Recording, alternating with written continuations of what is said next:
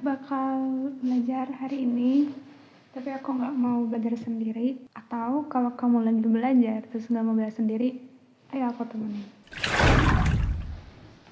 Equipment hari ini adalah kitab, terus tablet, terus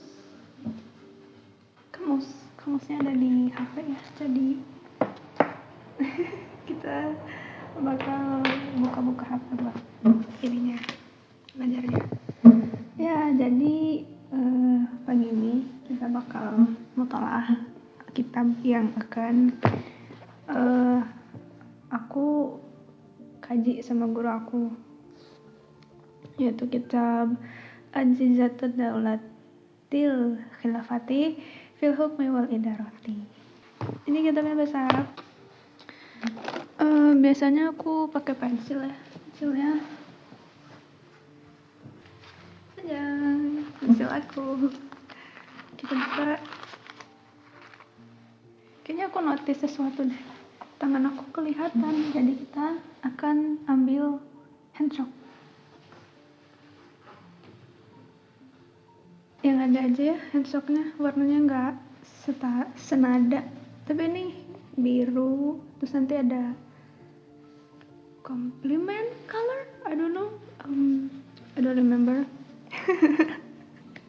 Ya aman, kita mulai aja. Jadi ini kan aku menerjemahkan dulu ya. Menerjemahkannya itu aku sambil buka kamus di bahasa Arab semua guys. Jadi harus diterjemahin dulu. Tapi yang ada di meja aku tuh, kelihatan nggak?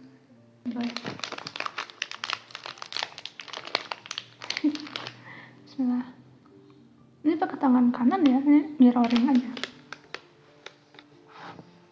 Siapa yang ragu, siapa yang mau, kau di sana, aku di seberang, jangan salahkan aku pilih. Oke, jadi dia lagi belajar tentang keamanan dalam negeri. Jadi dalam Islam tuh kalau misalnya ada yang mengganggu keamanan itu bakal diapain atau harus diperlakukan seperti apa. Kayak misalnya ada begal gitu loh. Nah, aku sambil buka kamus untuk nerjemahin.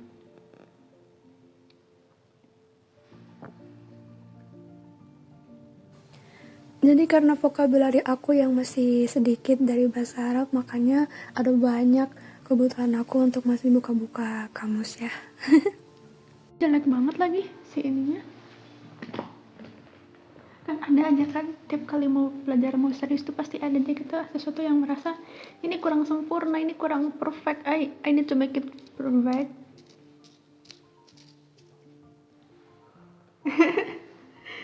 Oke. Udah tajam ya. Ya Tuhan. Makanya kalau belajar itu kalau nggak tahan bosan pasti cepet udahan, soalnya ya kayak gini, monoton. Ala Zaid alama yu'alimu tumaridi gini ay yamudda menolong ya, membantu. Hasaba atau hasba ya. Ada banyak momen kayak gini dimana aku juga masih bingung ini harus pakai yang mana, fiilnya atau keterangan yang lain. Aku masih belum terbiasa untuk ngetik pakai bahasa Arab, kayak mengingat di mana huruf apa. Beda kayak kalau pakai QWERTY kan udah biasa ya.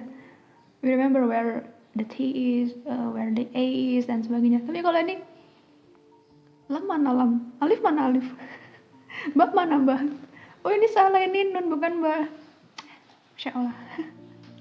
Jahada yujahadu berarti. Untuk menemukan kata pasif aku nggak semudah itu guys, jadi harus ngenalar dulu bentuk aktif kata kerja itu apa awalnya, baru nanti aku bisa ingat oh ternyata ini yang bentuk pasifnya. Jadi nggak bisa auto ingat apa ya bentuk pasifnya, tuh nggak bisa. Aku tadi inget tentang drama apa yang dokter trauma itu, apa judulnya lupa lagi. The Trauma Code. Satu hal sih yang harusnya di highlight dari drama itu adalah bukan hanya soal ini si tokoh utama kalau misalnya di remake ke Indonesia itu akan berantem dengan BPJS. No, itu tuh kayak poin kedua, ketiga, keempat, lapisan kedua, ketiga, keempat gitu. Satu hal yang harusnya di highlight itu dan jadi poin utama adalah kita nggak bisa menjadikan aspek kesehatan sebagai sesuatu yang sifatnya diubah ke dalam komoditas yang kita tuh berusaha meraih keuntungan di situ.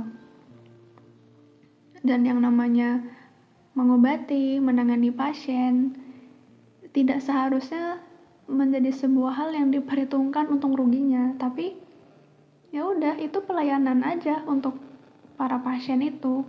Dan gak bisa kita menimbang-nimbang berapa nih cost yang akan aku bayar untuk menyelamatkan mereka. Pun kalau kita mau hitungnya untung rugi, harusnya lebih cerdas. Kita nggak hanya mikirin soal hari ini yang kita keluarkan untuk membiayai pasien dengan penyakit berat atau kecelakaan berat yang pasti akan banyak banget biayanya. Itu nggak cuma itu yang dipikirin, tapi bayangkan outcome yang akan kita dapatkan, yang akan kita terima ketika kita berhasil menyembuhkan seseorang, dimana orang itu kalau sudah sembuh dia akan kembali pada kehidupannya, dia bisa menjadi manusia yang berdaya utuh kembali, kemudian bisa produktif. Dan aku yakin outcome dari orang yang sembuh ini tuh pasti akan jauh lebih berharga daripada biaya dari negara kepada rumah sakit untuk membiayai pengobatan si pasien yang dikeluarkan. Karena ketika orang itu sembuh, dia tidak hanya akan bekerja untuk dirinya sendiri. Kalau dia kepala keluarga, dia kan pasti akan jadi orang yang menjadi tulang punggung keluarga. Makanya ketika menyelamatkan satu orang ini, bisa jadi si negara yang telah ngasih biaya ke rumah sakit supaya bisa nanganin pasien itu juga menyelamatkan seluruh keluarga itu dari keterpurukan, kemiskinan, ancaman kemiskinan terutama ya, dan kelaparan karena tidak ada yang jadi pekerja di rumah tersebut atau di keluarga tersebut. Atau kalau yang sakitnya ternyata bukan hanya seorang pekerja tapi juga pemimpin atau seseorang yang punya rantai panjang dalam kehidupan, jadi bayangin, dia pasti akan outcome yang akan diterima oleh negara tuh jauh lebih berharga daripada biaya yang harus dia korbankan gitu. Jadi apa ya, tadi kalau misalnya mikir mau untung rugi itu seperti itu, harusnya cerdas dikit gitu loh. Nggak apa-apa keluar biaya banyak buat mengobati pasien, yang penting pasien itu kembali ke rumah dan ya dia akan berfungsi sebagaimana manusia pada umumnya. Itu kalau misalnya pun kita mau pengen untung rugi. Cuma tadi kembali sih bahwa yang namanya kesehatan tuh nggak bisa ternyata dijadikan sebuah komoditas yang kita tuh mengharapkan sana ada keuntungan. Makanya aku gedek banget ketika di trauma code itu ada apa ya, semacam selebrasi bagi yang bisa si departemennya itu mendapatkan keuntungan lebih banyak, surplus bahkan daripada biaya yang diberi kepada departemen tersebut. Kayak apa-apaan jadi sesuatu yang dianggap keren hanya karena untung gitu. Padahal kekerenan rumah sakit itu bukan soal berapa uang yang mereka dapatkan, tapi berapa banyak pasien yang bisa mereka sembuhkan. Itu kan harusnya ya, tapi karena hype-nya itu lebih kepada si aktornya ya which is dia juga cool, jadi kayak sayang gitu yang dibahas tuh bagian lapis 2, 3, 4. Kalau negara itu ngasih biaya yang layak untuk rumah sakit di negeri, ya aku nih bahas di Indonesia ya, kita tuh nggak perlu ada BPJS, kita nggak perlu bertarung mana yang bisa diklaim atau nggak perlu, because negara ngasih kamu kesempatan untuk sembuh lebih baik dari siapapun. Gitu harusnya. Nah, itu konsep yang sebetulnya tidak datang dari pemikiran personal ya. Itu dari bagaimana Islam itu mengatur tentang hak primer manusia, yang salah satu daripada ruhnya itu surat Al-Maidah ayat 32. Barang siapa yang membunuh satu manusia, dia seperti membunuh seluruhnya. Barang siapa yang menjaga satu nyawa manusia, dia seperti menyelamatkan seluruh manusia seluruhnya. Itulah yang menyenangkan dari belajar, karena kadang-kadang kita sebetulnya topiknya apa, tapi entah kenapa tuh jadi relate sama topik yang lain tanpa disadari. Itu yang aku suka. Oke, lanjut belajar ya guys.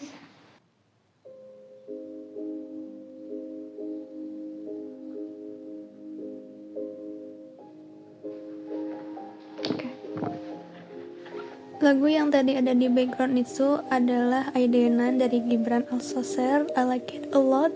Dan ini yang sedang disetel adalah Freedom dari February. Nyangkal.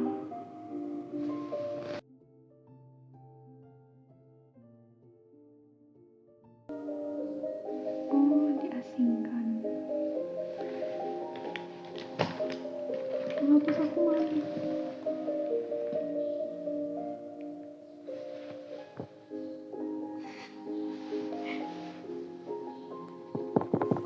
Apakah ketika lagi menerjemahkan itu aku pure menggunakan kamus aja? Enggak. Jadi kadang-kadang juga aku buka kitab terjemahnya untuk memastikan apakah hasil terjemahanku itu masuk akal atau enggak.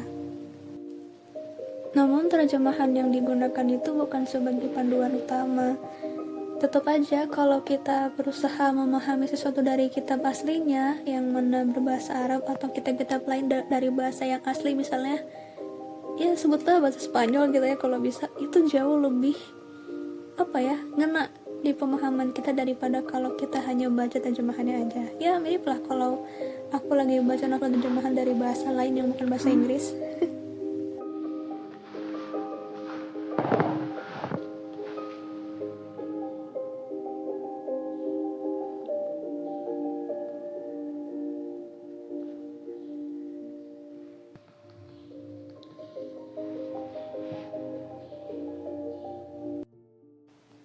Salah satu hal yang menyenangkan dari belajar itu, kita kadang-kadang dipertemukan dengan sesuatu yang menjadi penyebab atau alasan kenapa di kepala kita ada pemahaman tentang A, B, C, D, E yang awalnya kita nggak tahu dari mana kita dapat itu.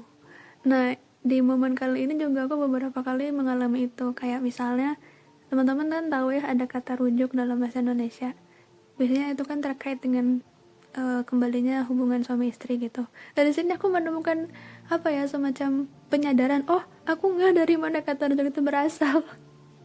Dan hal-hal lainnya yang kadang-kadang meskipun itu nggak ada relasi dengan topik halako aku, tapi itu kayak jadi hal yang aku senang karena aku menemukan itu di sini.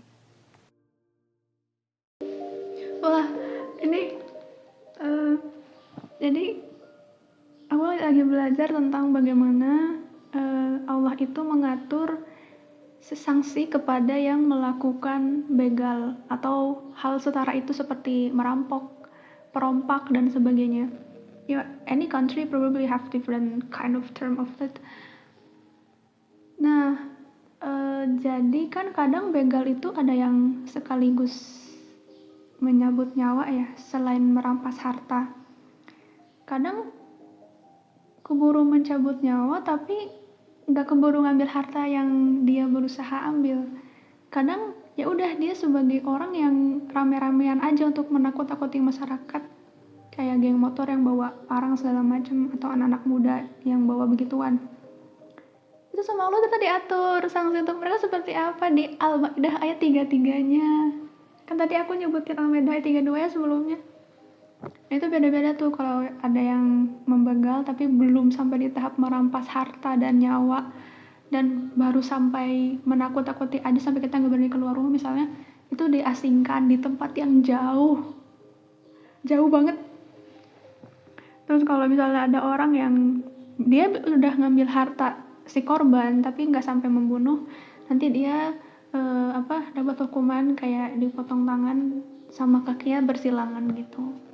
Allah sepeduli itu loh sama nyawa manusia, sampai ketika ada yang berusaha menghilangkan atau merusak manusia itu sendiri, itu si pelakunya tuh dapat sanksi yang tegas seperti itu. Bayangin kalau ini diterapkan, sanksi ini ya diterapkan, itu kita akan berkurang jumlah para pembegal, guys. Gak akan ada yang mau jadi pembegal lagi karena mereka tahu konsekuensinya berat. Kok tegak banget ya Allah ngasih hukuman seperti itu kepada para pembegal, sampai yang dipotong tangan dan kakinya bersilangan gitu loh. Tapi bayangin jangan dari perspektif pelaku, karena kita tuh korban kan sebetulnya. Mungkin kamu bukan korban dari pembegal, tapi kamu adalah rakyat yang sama dengan yang kena begalnya. Udah ada banyak orang kan yang padahal mereka citizen biasa, tapi wafat begitu aja, nyawa itu hilang begitu aja gara-gara ada yang membegal dia kan gitu. Jadi bayanginnya tuh bukan dari perspektif pelaku yang emang dia bersalah, tapi dari korban gitu, bahwa ya korban udah mengalami hal segitu rupa, wajar kalau sanksi bagi pelaku itu segitu juga, separah itu, sebesar itu. Dan pasti orang lain juga nggak akan menjadi pembegal lainnya. Begal itu nggak akan grow in number karena mereka tahu konsekuensi seperti apa yang akan mereka dapatkan kalau jadi pembegal kan. Terus jangan dibayangin itu tegasnya sanksi Allah kepada pelaku begal, tapi bayangin kita kan ciptaan Allah gitu, and then there are human being yang mengambil nyawa kita begitu aja tanpa bersalah, tanpa dikenai sanksi yang tegas. Itu kayak berani banget lu merusak ciptaan Allah gitu kan. Yang seperti aku bilang di ayat 32, Allah tuh menghargai itu loh, nyawa manusia, sampai yang ada di hadis lain, kalau hilang satu nyawa seorang muslim itu Allah tuh masih lebih ringan kehilangan dunia dan seisinya daripada kehilangan satu nyawa itu gitu. Jadi bayangin ke sana, and imagine if the one who become the victim is your family. Kalau begal itu hilang, maka the one that have potential to be the victim itu gak jadi ada, karena ya kita hidupnya aman gitu. But all of it, on top of it, aku mau bilang, kalaupun ada yang harus disalahkan atas adanya pembegal itu, bagi aku ya di negeri ini bukan hanya pembegalnya aja. Kok bisa sih lu tega ambil harta manusia, ngerusak tubuhnya, bahkan ngambil nyawanya gitu. Tapi pasti pembegal juga punya alasan kenapa dia tuh seperti itu. Di luar emang ada orang-orang yang gak waras ya, yaitu adalah ekonomi. And the government who let the place that they are ruled on it, lalu membiarkan tumbuh para pembegal karena tidak bisa mengatur atau mengelola harta yang dimiliki oleh negara supaya sampai ke mereka, atau supaya mereka tuh jadi orang-orang yang tidak miskin. Itu negara lebih layak disalahkan sih, karena what's the point of having government if the government cannot taking care of us. Jadi ya tugas dia itu harusnya membuat kita tuh hidup dalam keadaan tidak harus mengambil harta orang lain supaya bisa hidup tuh tenang, karena keterjaminan kebutuhan hidup itu. Ini bagus satu poin ya, satu ayat terkait dengan bagaimana mengatasi pembegalan, dan itu juga bukan sesuatu yang dijalankan atas pribadi ya, tapi memang ada otoritas yang menerapkan itu supaya kalau ada begal ada yang menyangsinya dengan cara yang ahsan, dan supaya tidak ada pembegal dengan cara diaturnya wilayah itu sehingga tercapai kebutuhan-kebutuhan yang memang harusnya kita dapat ya sampai kepada mereka dengan cara yang baik juga. Kita jadinya nggak yang kehilangan kemanusiaan hanya gara-gara kita miskin, kehilangan kemanusiaan gara-gara kita butuh untuk mengisi perut, atau nanti mau lebaran nih pasti akan ada banyak kriminalitas tuh yang meningkat karena beban, aduh aku belum punya apa-apa buat dibawa untuk pulang kampung misalnya. Orang tua pasti malu kalau misalnya aku pulang gak bawa apa-apa dan sebagainya, sehingga akhirnya ada orang yang mau gak mau mampir ke rumah atau ke kosan temannya dan bunuh teman kosannya. It won't happen guys kalau negara itu tahu diri cara mengatur wilayah yang dia itu ada di atasnya. Makanya ironi banget kalau hari ini ada banyak PHK gara-gara efisiensi dana gitu ya. Yang di saat yang sama tuh negara itu mengangkat berbagai staf khusus gitu yang padahal nggak penting banget juga. Yang kalau biaya buat menggaji mereka itu dikurangi, itu bisa dipakai buat kita hidup, guys. But the government choose to be a villain since the beginning. Kayak ini Allah, kayak ya Allah, maksudnya Allah pasti nggak akan membiarkan suatu pemerintahan yang tega kepada rakyatnya seperti itu sehingga akhirnya muncul kriminalitas gara-gara ketidakmampuan negara untuk mengurusi mereka. Dan kalau nggak kita yang ngertiin, yang belajar, yang ngasih tahu ke orang-orang what's good and bad about having a life yang tertata dari atas sampai bawah, itu ya mau gimana kita akan selamat. It's supposed to be us who talk about this. Ya karena kita yang hidup juga, not the one who are dead. Yang udah mati mah udah dengan urusannya sendiri kan. Nah itu.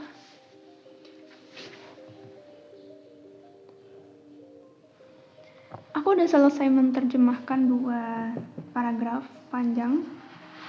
Saatnya sekarang kita membaca referensi terkait dengan topik yang tadi aku baca. Aku ambil dulu bukunya.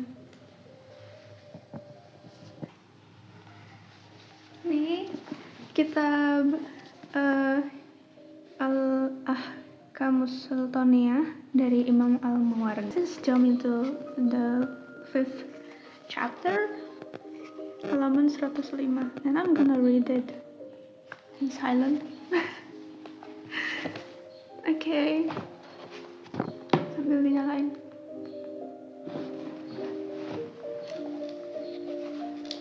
Aku sambil main kakinya ya. Ini aku ada di atas meja. And we have the notes that I'm gonna write if I found something that I don't find in the first book that we've learned before. Enggak sih yang ini pulpen. Tuh aku tuh bahkan pulpen tuh ada banyak gitu kayak. Tahu gak sih drama Korea Study Group? Ya kayak gitulah. Yang dari webtoon.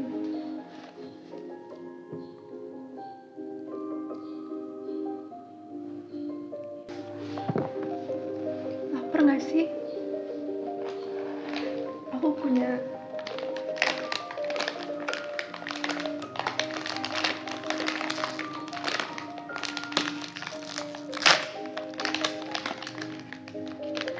sambil makan ya. Ini aku pakai tangan kanan ya, cuma ini karena di mirror makanya jadi kayak tangan kiri gitu. Semua nggak ya? Nggak.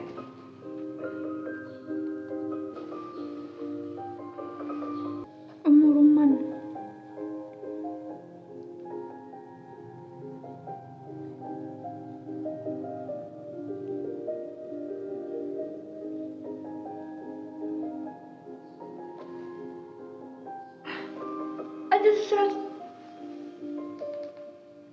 I just read something that, wah, it's so heartbreaking.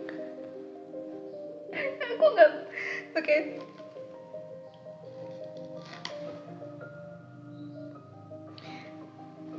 Tahu nggak sih siapa ibunya Aisyah? Ibunya Aisyah, Ummul Mukminin. Wah, oke.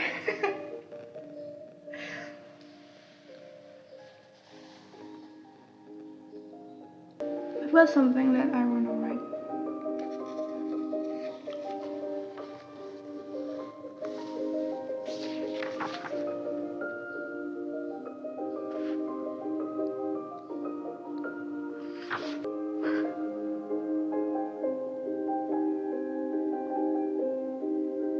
Wah, ada.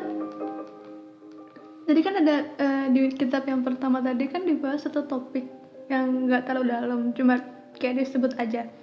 Nah Nah, di kitab yang kedua yang aku baca ini disebutin topik itu dengan skenario narasi, kelengkapan yang lebih utuh gitu dari apa yang tadi disebut. Ini itu kan sebuah peristiwa ya. Itu peristiwanya tuh kalau misalnya difilmin itu kayak wah, film abel banget kayak, atau karena aku ibu ya, jadi itu anime abel banget gitu kayak.